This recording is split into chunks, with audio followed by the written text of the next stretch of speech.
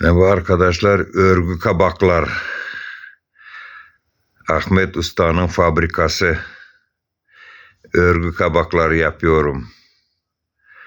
Lazım olsa gönderebiliyorum. El yapma işleri.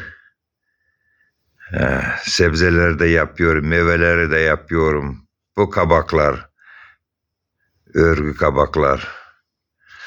Gördünüz mü ne güzeldi. Evde koymak oluyor bunu.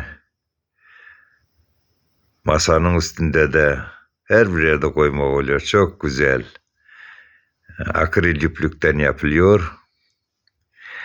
Sebzeler de yapıyorum, meyveler de yapıyorum. Her bir şeyi benim fabrikam yapıyor. Ahmet Usta'nın fabrikası. Örme kabaklar. Görün, lezzet alın.